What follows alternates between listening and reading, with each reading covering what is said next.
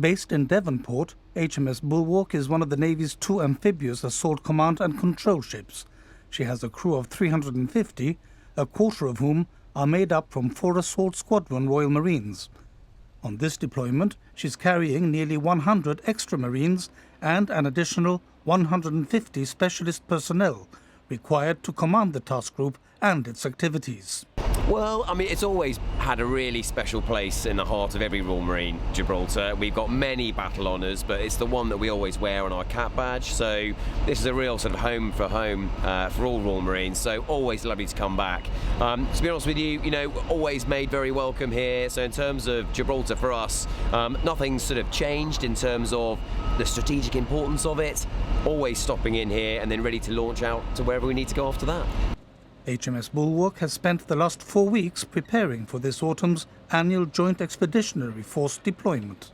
This is the UK's decision to forward base contingency forces in the area it might be needed, and every year or so we come out here. We always stop in Gibraltar as it's an absolute well-found bit of British territory to proceed into the Mediterranean and beyond, so that we as a nation and as a Navy can be pre-positioned and at the same time practice with our allies and our partners doing what we do best in terms of power projection and protecting British interests worldwide.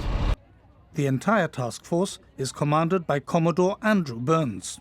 We've got a couple of major exercises. The first one is Exercise Albanian Line, which starts in a few days' time, and that'll really integrate all the elements of the task group into a cohesive force, at which point I'll be able to declare our readiness for contingent operations.